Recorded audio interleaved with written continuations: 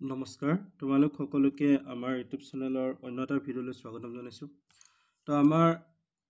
যি pre final হৈ গৈছিলে ক্লাছ 10-ৰ অল আছামতে হৈ গৈছে। তো তাৰ আজি বজালী ডিষ্ট্ৰিক্টৰ যিখন কুৱেশ্যন পেপাৰ আছে সেইখন ডিছকাছ কৰিম। আৰু এই কুৱেশ্যন পেপাৰখন যদি চাওঁ বেলেগ কুৱেশ্যন পেপাৰবিলাকৰ তুলনাত বহুতেই ইজি হয়, এইখন অলপ বেছি ইজি হয়।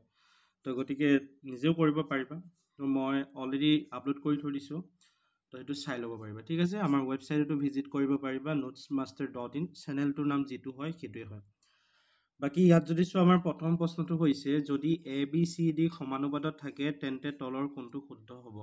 আৰু এইখন কিতাপ তোমালোকে কিনি ল'ব পাৰা, তোমালোকৰ কাৰণে ভাল হ'ব। এখন অল অসমৰ যিমান প্ৰশ্ন আহিছে সেই গোটেইবোৰ প্ৰশ্ন মিলাই এখন কিতাপ বনাইছে, তো এইখন ল'ব পাৰিবা। তো ইয়াত যদি চাওঁ আমি প্ৰথম প্ৰশ্নটো কৈছে যে তলৰ কোনটো চৰ্ত মানি চলিলে সমানুপাতত থাকিব। ঠিক আছে, তো সমানুপাতত থাকিবলৈ হ'লে চাৰিটা ৰাশি কেতিয়া সমানুপাতত থাকিব, যদিহে প্ৰান্তীয় পদৰ পূৰণফল মধ্য পদৰ লগত কি হয় সমান হয়। তো অনুপাতত এইটো হৈছে ইয়াত অনুপাত, এইটো হৈছে অনুপাত, মাজৰ চিনটো হৈছে সমানুপাত। তো এই দুটা অনুপাত ইয়াত সমানুপাতত আছে। তো এতিয়া যদি মধ্যপদ বুলি কয় মাজৰকেইটাৰ, প্ৰান্তীয় পদ বুলি ক'লে শেষৰকেইটা, তো এইকেইটা যদি পূৰণ কৰোঁ দেখাত কেনেকুৱা হ'ব, AD সমান BC। ঠিক আছে, তো গতিকে অপশ্যন আমাৰ কোনটো শুদ্ধ হ'ব, বিটো শুদ্ধ হ'ব। তাৰপিছত যদি চাওঁ আমাৰ 2 নম্বৰ যিটো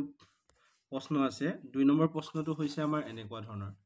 আৰু প্ৰশ্নখনত অলপ গণগোলো আছে। গণগোল আছে মানে দুই এটা প্ৰশ্ন ভুল আছে। ঠিক আছে, তো 2 নম্বৰ প্ৰশ্নটো যদি আমি চাওঁ, 2 নম্বৰ প্ৰশ্নটো হৈছে এনেকুৱা যে যদিহে দুটা সংখ্যাৰ গসাগু 120 হয় আৰু দুটা সংখ্যাৰ লসাগু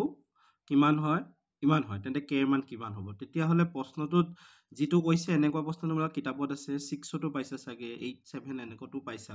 ইয়াত এইটো প্ৰথম কথা এইটো উ নহয় গু হ'ব। ঠিক আছে, লসাগু। আৰু ছেকেণ্ড কথা ইয়াত নাম্বাৰকেইটা ছেম একেই হ'ব লাগিব। ইয়াত আছে 6600, ইয়াত আছে 550, তো এইটোৱে ভুল হৈছে। ইয়াত এইটো 6600 হ'ব। ঠিক আছে, তো গতিকে যদি এইটো আমি চাওঁ দেখাত এনেকুৱা হ'ব। যিহেতু আমাক কি দিয়া হৈছে, সংখ্যা দুটাৰ গসাগু দিয়া আছে 120, লসাগু দিয়া হৈছে 252 পূৰণ কে, আৰু আমাৰ হাতত এটা ফৰ্মুলা আছিলে যে দুটা সংখ্যাৰ লসাগু পূৰণ গসাগু সমান সংখ্যা দুটাৰ পূৰণফল হয়। তো ইয়াত সংখ্যা দুটা হৈছে আমাৰ এইটো আৰু এইটো, বাকী লসাগু পূৰণ গসাগু, তো লসাগু দিয়া আছিলে আমাক লসাগু আমাক দিয়া আছিলে এইটো, গসাগু দিয়া আছিলে এইটো, তো ঠাই ঠাই বহাই দিলোঁ। বাকী কেটো যেতিয়া আমি কেলকুলেট কৰিম তেতিয়া আমি কিমান পাম, 550 পাম। ঠিক আছে, তো গতিকে অপশ্যন ইয়াত আমাৰ কোনটো শুদ্ধ হ'ব, বিটো আমাৰ শুদ্ধ হ'ব, কাৰণ বিটোৰ কিমান আছিলে আমাৰ 550 আছিলে। তো এই বাকীখিনি কৰি ল'বা ইয়াত। তাৰপিছত আহিলে আমাৰ 3 নম্বৰ প্ৰশ্নটো। 3 নম্বৰ প্ৰশ্নটো যদি আমি চাওঁ, ইয়াত তলৰ কোনটো বহুপদ হয়। তো বহুপদ দেখা দেখি এইটো এটা বহুপদেই হয়, তো গতিকে ডাইৰেক্ট অপশ্যন আমাৰ কোনটো শুদ্ধ হ'ব, বিটো শুদ্ধ হ'ব।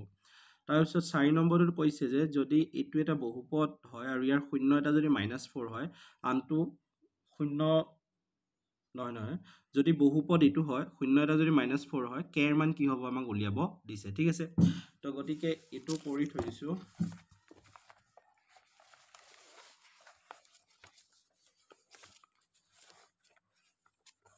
তো আমাৰ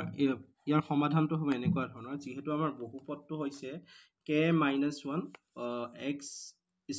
+ kx + 1। ঠিক আছে, তো ইয়াত যদি চাওঁ এতিয়া যিটো আমাক শূন্য দিয়া আছিলে -4 ন, তো সেই শূন্যটো মানে কি xৰে মান হয়, শূন্য মানে আমাৰ xৰে মান হয়। তো ইয়াত আমি xৰ মানটো বহাই দিছোঁ, য'ত য'ত x আছিলে তাত আমি xৰ মানটো বহাই দিছোঁ। তো xৰ মানটো বহাই দিলে তোমালোকৰ k ৰ মানটো কিমান ওলাই যাব, তো তোমালোকৰ k ৰ মানটো ওলাই যাব 5/4। তো অপশ্যন শুদ্ধ হ'ব চি।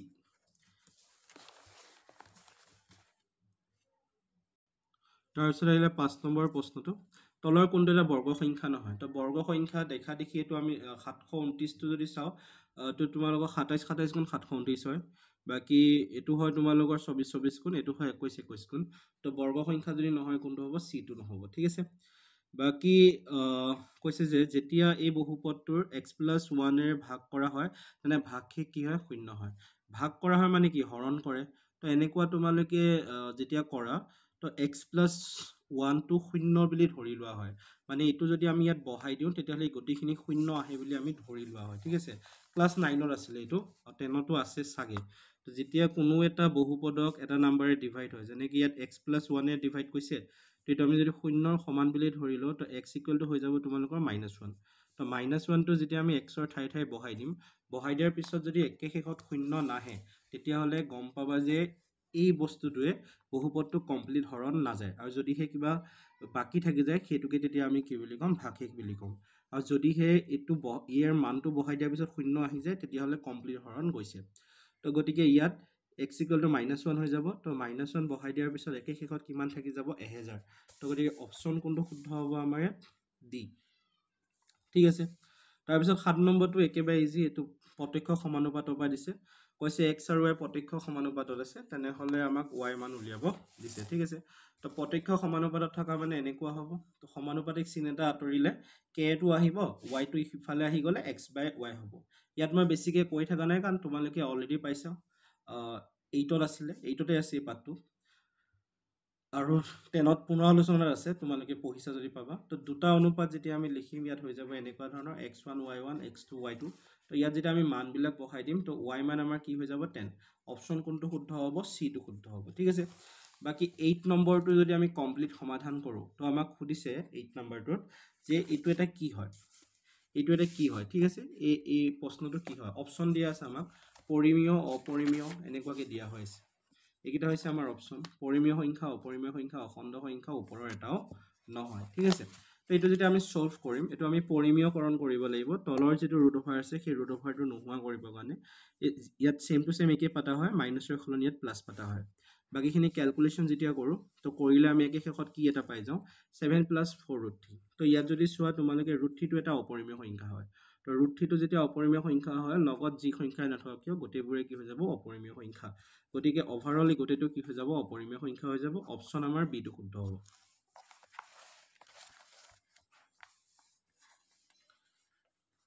তাৰপিছত আহিলে 9 নম্বৰটো। তো 9 নম্বৰটোত কৈছে -2/3⁻⁻4 ৰ মান কি হ'ব। ঠিক আছে। তো এইটো আমি সমাধান কৰি চাব লাগিব। এনেইতো স্পীডত মুখতো কৰিব পাৰা, কিন্তু ইয়াত চাই লোৱা, মই কৰি থৈ দিছোঁ। এই মাইনাছ চিনডাল যেতিয়াই আমি আঁতৰাওঁ, এনেকৈ ভগ্নাংশত পাতিব লাগে। তো ইয়াত যদি চোৱা, ভগ্নাংশৰ তলত আৰু এটা ভগ্নাংশ আহি গ'ল, তো 3⁴টো ওপৰত লৈ যোৱা, 2ৰ আগত মাইনাছ চিনটো ৰাখি দিলেই হ'ল। তো 3×4 পূৰণ কৰা 81 পাবা, আৰু 2×4 পূৰণ কৰা 16 পাবা। মাইনাছ চিন 4বাৰ পূৰণ হ'লেও প্লাছ আহি যাব। তো অপশ্যন কোনটো শুদ্ধ হ'ব, আমাৰ ডি। তাৰপিছত 10 নম্বৰটো অপশ্যন বি হ'ব। তো 10 নম্বৰটোত আমাক কৈছে কি, 10 নম্বৰত কৈছে p/q পৰিমেয় সংখ্যাটোৰ দশমিক বিস্তৃতি অপৰিসমাপ্ত হ'বলৈ হ'লে তলৰ কোনটো চৰ্ত প্ৰযোজ্য হ'ব।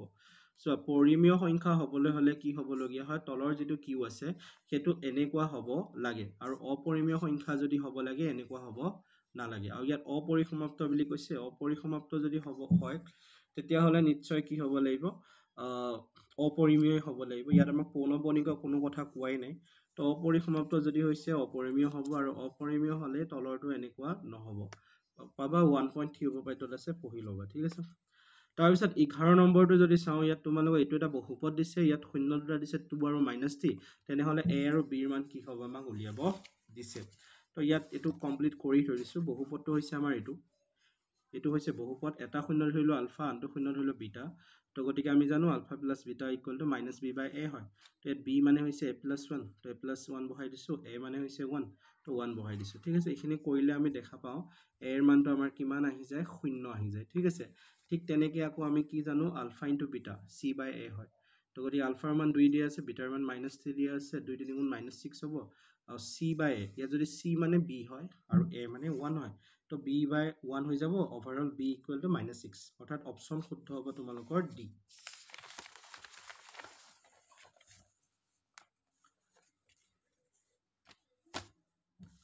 তাৰপিছত আহিলে আমাৰ 12 নম্বৰটো। তো 12 নম্বৰটো এইটো তোমালোকৰ দুইটা শুদ্ধ হ'ব, এইটো শুদ্ধ হ'ব। ঠিক আছে। তো এইটো চাই ল'বা আৰু। তাৰপিছত আহিলে 13 নম্বৰটো। তো 13 নম্বৰটোত কৈছে কি, তোমালোকে এইটো এটা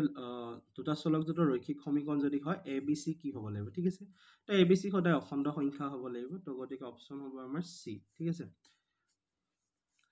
তাৰপিছত আহিলে 14 নম্বৰটো, কৈছে এইটো আৰু এই সংগত ৰৈখিক সমীকৰণযোৰ। সংগত মানে কি হয়, যিবোৰৰ সমাধান থাকে সেইবোৰৰ সংগত বুলি কোৱা হয়। তো ইয়াত যদি চাওঁ, সমাধান আমাৰ এইটো থাকিব, অদ্বিতীয় সমাধান থাকিব, আৰু ইয়াৰ অসীম সংখ্যক সমাধান থাকিব। গতিকে এইটো আৰু এইটো হ'লে কি হ'ব, সংগত হ'ব। ঠিক আছে। তো গতিকে অপশ্যন কোনটো শুদ্ধ হ'ব, চি শুদ্ধ হ'ব। তাৰপিছত কৈছে 15 নম্বৰটো x² - px + q = 0 p আৰু q বাস্তৱ সংখ্যা দ্বিঘাত সমীকৰণৰ কোনো বাস্তৱ মূল নাথাকে তো মানে কৈছে কি যে কোনো বাস্তৱ মূল নাথাকিবলৈ হ'লে তলৰ কোনটো শৰ্ত মানি চলিব লাগিব ঠিক আছে তো তোমালোকে দ্বিঘাত সমীকৰণটো পঢ়িলে পাবা বাস্তৱ মূল কেতিয়া নাথাকে যেতিয়া b² - 4ac < 0 হয় তো ইয়াত যদি আমি মানকেইটা বহাই দিওঁ সমীকৰণটোৰ লগত তুলনা কৰি b মানে -b বাকি 4 মানেটো 4 থাকিব a মানে 1 c মানে q তো মানকেইটা বহাই দিলে আমি দেখা পাওঁ যে কি হৈ গৈ p² < 4q তো অপচন আমাৰ কোনটো শুদ্ধ হ'ব b ঠিক আছে তাৰপিছত 16 নম্বৰটো তো 16 নম্বৰটো তোমালোকক কি কৰিছে দুটা এনেকুৱাকে চাৰিটা তোমালোকক হেৰি দিয়া হৈছে বহুপদ বা সমীকৰণ এইটো এটা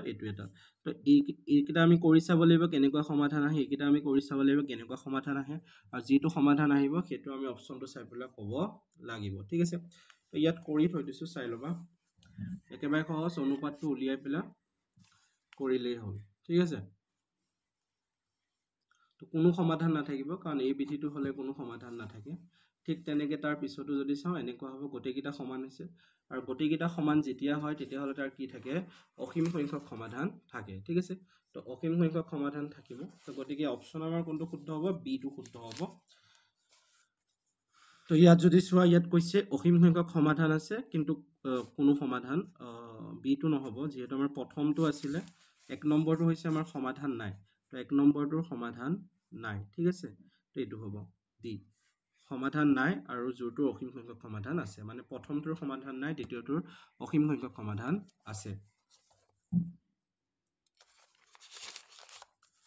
তাৰপৰা 17 নম্বৰটো তোমালোকৰ কিতাপৰে প্ৰশ্ন হয় তো কোনটো শুদ্ধ হ'ব ইয়াত 3 ঠিক আছে কৰি থৈ দিছো চাই ল'বা তথাপিও শৰ্টকেও কৰিব পৰা যায় যদিহে অংকটো ভালকৈ প্ৰেক্টিছ কৰা মুখতেই ওলাই যায় সেইটো কিতাপৰ ডাইৰেক্ট কুৱেশ্যন হয় সেইকাৰণে মই কৈছোঁ বজালীৰ ডিষ্ট্ৰিক্টৰ যিখন কুৱেশ্যন হয় সেইখন বহুতেই ইজি দিছে বেলেগ ডিষ্ট্ৰিক্টৰ তুলনাত বেলেগ ডিষ্ট্ৰিক্টৰ কুৱেশ্যনবিলাক অকণমান টাফ আহিছে ঠিক আছে আৰু মেট্ৰিকতো হয়তো সেইটোৱে পেটাৰ্ণ থাকিব তাৰপৰা 18 নম্বৰটো হৈছে তোমালোকৰ 18 নম্বৰটোত কৈছে কি যে x²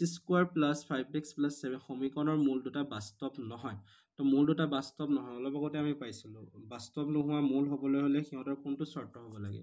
b² - 4ac < 0 হ'ব লাগে মানে দুইটাই শুদ্ধ হয় ইয়াত ঠিক আছে তো অপচন আমাৰ কোনটো শুদ্ধ হ'ব ইয়াত a আৰু b দুইটাই শুদ্ধ এইটো অপচন a টো আমাৰ কি হ'ব ইয়াত শুদ্ধ হ'ব ঠিক আছে তাৰপিছত আহিলে আমাৰ 19 নম্বৰটোত আমাক কৈছে কি 19 নম্বৰতে এইটো এটা বহুপদ দি আছে সমীকৰণৰ মূলৰ সংখ্যা তো ইয়াত যদি চোৱা টি ঘাত বহুপদ হয় টি ঘাত বহুপদৰ সদায় মূল কেইটা থাকিব 3টা থাকিব ঠিক আছে বাকি 20 নম্বৰটোৰ নিচিনা প্ৰশ্ন কামৰূপ ডিষ্ট্ৰিক্টতো আহিছে আৰু মৰিগাঁও ডিষ্ট্ৰিক্টতো আহিছে যিকেইখন ডিষ্ট্ৰিক্ট মই এতিয়ালৈকে কৰিছোঁ তো গতিকে এনেকুৱা প্ৰশ্ন চাবা তো ইয়াত যদি চাওঁ ইয়াত আমাক কৈ দিছে দুটা ত্ৰিভুজ আছিলে এইটো এটা ত্ৰিভুজ তো এ বিৰ লগত কি সমান হয় ই এফ অনুপাত হয় সমান এ চিৰ লগত আকৌ এইটো সমান হয় তেতিয়াহ'লে কিন্তু মাজৰ কোণ কি হ'ব এ আৰু ই সমান হ'ব তো গতিকে ইয়াত অপচন কোনটো হ'ব আমাৰ এ আৰু ই যদি চাওঁ অপচন বি টো শুদ্ধ হ'ব ঠিক আছে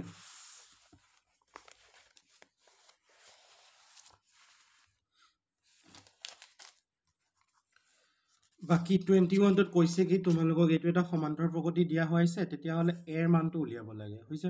তো ইয়াত যদি চোৱা সমান্তৰ প্ৰগতি কেতিয়া হ'ব যেতিয়া কিন্তু সাধাৰণতৰ সদায় সমান হ'ব সাধাৰণত কেনেকৈ ওলোৱা হয় এইটোৰ পৰা বিয়োগ কৰি যি পোৱা যায় বা এইটোৰ পৰা বিয়োগ কৰি যি পোৱা যায় তো গতিকে a - 4/5 2 - a তো গোটেইখিনি কমপ্লিট কৰিলে আমি দেখা পাওঁ a = 7/5 আহে আৰু অপচন কোনটো শুদ্ধ হ'ব তোমালোকৰ এইটো শুদ্ধ হ'ব ঠিক আছে তাৰপিছত 22 নম্বৰটো সমান্তৰ প্ৰগতি অংক একেবাৰে ইজি হয় নৰ্মেল প্ৰশ্ন তো ইয়াত তোমালোকক এইটো এটা সমান্তৰ প্ৰগতি দিয়া হৈছে 5ৰ দুটা পদ উলিয়াব দিছে অৰ্থাৎ 3টা দিয়া হৈছে 4 নম্বৰ আৰু 5 নম্বৰটো উলিয়াব দিছে তো এইটো দিয়াই আছে ডিটো উলিয়াই ল'লো বাকি ফৰ্মুলাত বহাই দিলো তো 5ৰ দুটা ওলাই গ'ল ঠিক আছে তো অপচন ইয়াত শুদ্ধ হ'ব তোমালোকৰ চি অপচন শুদ্ধ হ'ব চি টো তো অপচন চি টো শুদ্ধ হ'ব চাই ল'বা তাৰপিছত 23 তো 23টো এইটো প্ৰশ্নটো চাই লোৱা 23টো তোমালোকক মানে এইটো হেৰিৰ পৰা দিছে খেল চুপপাঠ্যৰ পৰা দিছে প্ৰশ্নটো হ'ল এনেকুৱা ধৰণৰ যি দিয়া আছে এইখিনি চাই ল'বা তো ইয়াৰ কৰি থৈ দিছোঁ অপশ্যন ইয়াত শুদ্ধ হ'ব তোমালোকৰ এইটো শুদ্ধ হ'ব ঠিক আছে তো ইয়াত যদি চাওঁ আমাৰ এইটো হয় সলিউশনটো প্ৰথমে ত্ৰিভুজটো যেহেতু কৈছে ডি সমান্তৰাল হয় BC লগত তো উপপাদ্য মতে আমি এইটো পাতি ল'লোঁ ঠিক আছে তাৰপিছত যেহেতু আমাক কি দিয়া হৈ আছিলে ইফালে যদি চাওঁ আমাক এইকেইটা দিয়া হৈ থকা নাছিলে প্ৰশ্নটোত আমাক AC দিয়া হৈ আছিলে আৰু AC আমাক ইয়াত নাই ফৰ্মুলাটোত গ'লে নাপাওঁ AC তো সেইকাৰণে AC আমি বনাই ল'ব লাগিব তো তাৰ কাৰণে কি কৰিলোঁ দুইফালে 1 দি যোগ কৰিছোঁ এনেকুৱা এটা অংক তোমালোকৰ উদাহৰণত আছে তো গতিকে বাকীখিনি লসাগু লৈছোঁ দেখিলে গম পাবা চাগে তো এইটো কৰিছোঁ ঠিক আছে তো ইয়াৰ পৰা একে শেষত আমি কি পালোঁ EC ইকুৱেল টু কিমান আহিলে আমাৰ 16 সেন্টিমিটাৰ এতিয়া তোমালোকে কোৱা এইখিনিলৈকে হৈছে তোমালোকৰ 16 সেন্টিমিটাৰ ঠিক আছে EC হৈছে তোমালোকৰ 16 সেন্টিমিটাৰ আৰু প্ৰশ্নটোত আমাক AC দিয়া হৈছিলে 22 সেন্টিমিটাৰ তেতিয়াহ'লে এইখিনি হ'ব 6 সেন্টিমিটাৰ তো অপশ্যনটো কোনটো শুদ্ধ হ'ব তোমালোকৰ A শুদ্ধ হ'ব তাৰপিছত আহিলে 24 নম্বৰটো তোমালোকক কি সুধিছে 11তম পদটো উলিয়াব দিছে তো 11তম পদটো উলিয়াব দিছে কিন্তু কথাটো হ'ল 11তম পদটো ওলোৱাৰ আগতে এইটো সমান্তৰ প্ৰগতিটো হ'ব লাগিব আৰু সমান্তৰ প্ৰগতি হ'বলৈ হ'লে সাধাৰণ অন্তৰটো সদায় কি হ'ব লাগিব সমান হ'ব লাগিব তো ইয়াত যদি আমি কৰি চাওঁ সাধাৰণ অন্তৰটো সমানেই নহয় তো সেইকাৰণে এইটো প্ৰশ্নটোৱে ভুল থকা নিচিনা লাগিছে বাকি মই নাজানো কি হয় তো ইয়াত যদি চাওঁ 1/2 এইটো আমি জাস্ট মাইনাস কৰিছোঁ তো এইটো আহে 7/2 এইটো আহে 3/2 ইয়াৰ সাধাৰণ অন্তৰটোৱে সমান নহয় আৰু সাধাৰণ অন্তৰটো যেতিয়া সমান হয় তো সমান্তৰ প্ৰগতিয়ে হ'ব নোৱাৰে তো চাই ল'বা বাকি তোমালোকক যদি শুদ্ধ কৰি দিছে পৰীক্ষাৰ সময়ত সেইটো মই নাজানো তাৰপিছত আহিলে 25 নম্বৰটো এইটোতো আৰু সহজ ইমান ইজি প্ৰশ্ন এইটো তো আমি জানোৱে 1 + tan স্কয়াৰ থিটা = sec স্কয়াৰ থিটা তো sec কাটা যাব বাকি থাকিব 1 ঠিক আছে তো অপশ্যন ইয়াত শুদ্ধ হ'ব B2 তাৰপিছত আহিলে 26 নম্বৰটো তো 26 নম্বৰটো দেখা দেখি ইয়াত অপশ্যন কিটাৰ পৰা চালেও আমি গম পাম ইয়াত যেহেতু আমি লাগিলে প্ৰশ্নটো একোৱে বুজি নাপাওঁ কিন্তু ইয়াত আমাক কৈছে y সমান কি হয়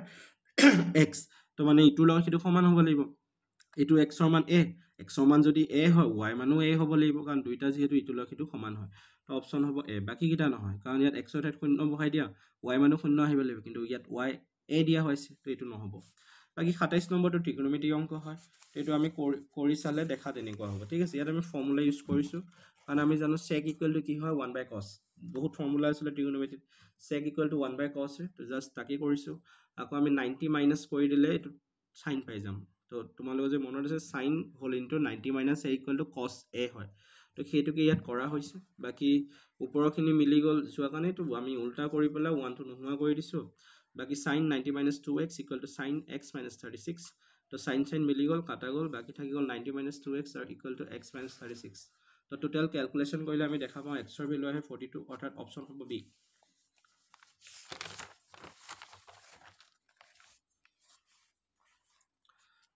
তো বাকি 25 নম্বৰটো 26 নম্বৰটো এনসাৰ হ'ব তোমালোকৰ C হ'ব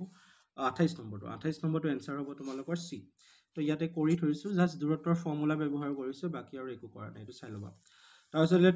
29 টো কিতাপত এনেকুৱা এটা অংক আছে তোমালোকে যদি ভালকে চোৱা দেখা পাবা তো ইয়াৰ অপশ্যন হ'ব তোমালোকৰ এজ ইট ইজ অংক এটাই আছে চাগে তো অপশ্যন হ'ব তোমালোকৰ sin a/2 আহি যাব বাকি 30 নম্বৰটো আৰু ইজি এটা ৰম্বাস দিয়া হৈছে ৰম্বাসৰ কালি উলিয়াব আছে কালিৰ ফৰ্মুলা আছিলে হাফ পূৰণ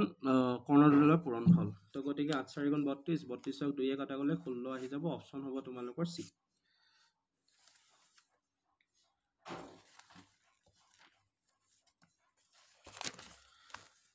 তাৰপিছত তোমালোকে কৈছে এই ত্ৰিভুজটো এটা কি উলিয়াব লাগে পৰিসীমা উলিয়াব লাগে ইয়াত দিয়া আছে আমি অপশ্যন যদি নাচাম আমি একে ধুনীয়াকৈ উলিয়াব পাৰিম এইকেইডাল যদি চোৱা তোমালোকে স্পৰ্শক হয় আৰু এটা উপপাদ্য আছিলে বহিবিন্দুৰ পৰা টনা স্পৰ্শক দুডাল সমান হয় তো এইটো যদি বহিবিন্দু হয় এইখিনি পৰা এইখিনি যদি 5 সেন্টিমিটাৰ হয় এইখিনি পৰা এইখিনিও 5 সেন্টিমিটাৰ হ'ব এইখিনি পৰা এইখিনিও 6 সেন্টিমিটাৰ হ'ব এইখিনি পৰা এইখিনিও 4 সেন্টিমিটাৰ হ'ব তো গোটেই সাইডকেইটা যোগ কৰি দিলে পৰিসীমা পাবা আৰু গোটেইকেইটা যেতিয়া যোগ কৰি দিবা তেতিয়া পৰিসীমাটো কিমান আহে আমাৰ 30 সেন্টিমিটাৰ অৰ্থাৎ অপশ্যন শুদ্ধ হয় B2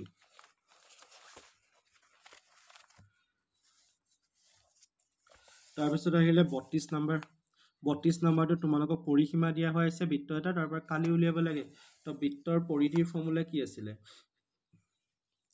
ইয়াত একচুয়ালি পৰিসীমা বুলি কৈছে পৰিসীমা আৰু পৰিধি সেম একে হয় তো বৃত্তৰ পৰিধিৰ ফৰ্মুলা 2πr হয় 2πr = 22 দিয়া আছে তো r টো উলিয়াই ললো R2 লে কালিৰ ফৰ্মুলা যেতিয়া আমি বহাই দিম তেতিয়া হলে ক্যালকুলেশন কৰি আমি দেখা পাওঁ যে এনসাৰটো আমাৰ কিমান আহে 77 সেন্টিমিটাৰ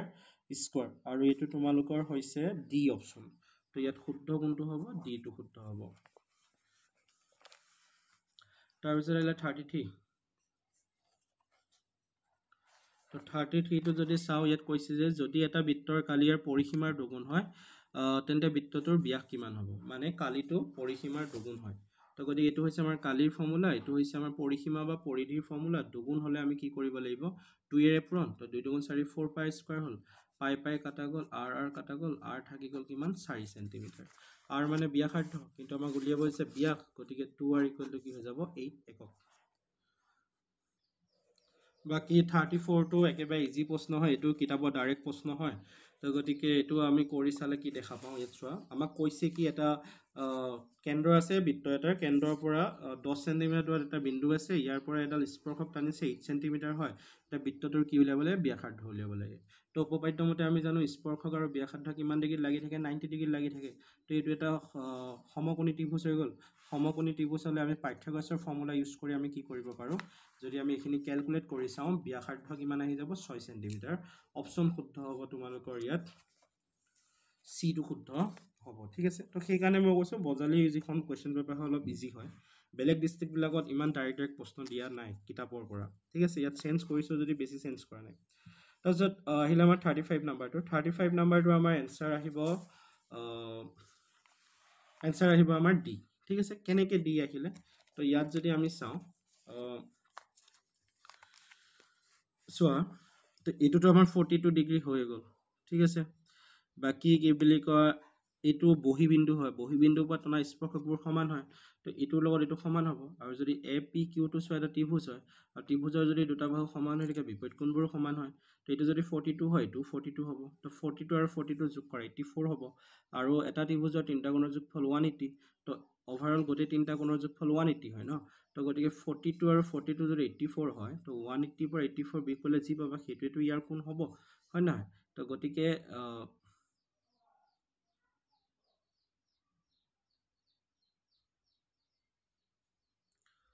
গতিকে এই কোণটো আমাৰ হৈ যাব কিমান 180 - 84 হ'ব ঠিক আছে কিন্তু কথাটো হল ইয়াত আমাক সুধিছে বেলেগ তো প্ৰশ্নটো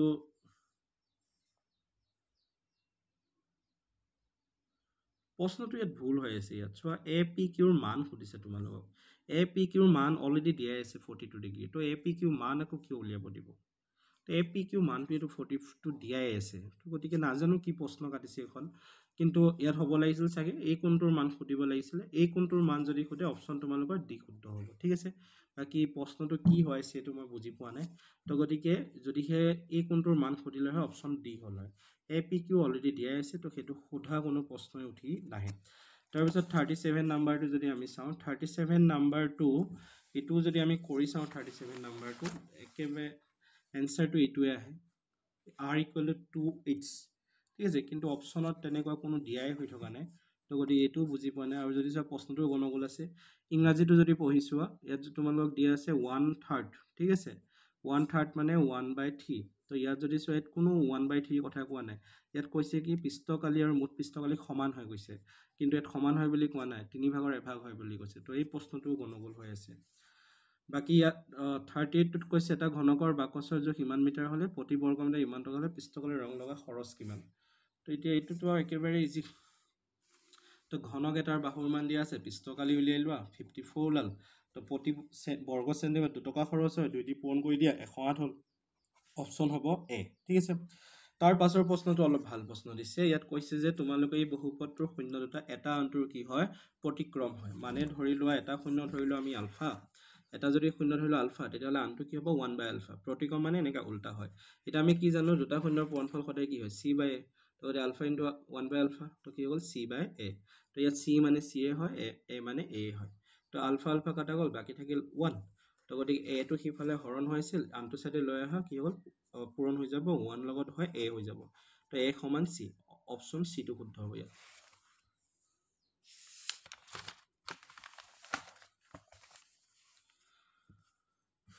বাকি 40 নাম্বাৰটো যদি চোৱা 40 নাম্বাৰটো এনেকুৱা হ'ব তোমালোকে প্ৰশ্নটো চাই লবা ঠিক আছে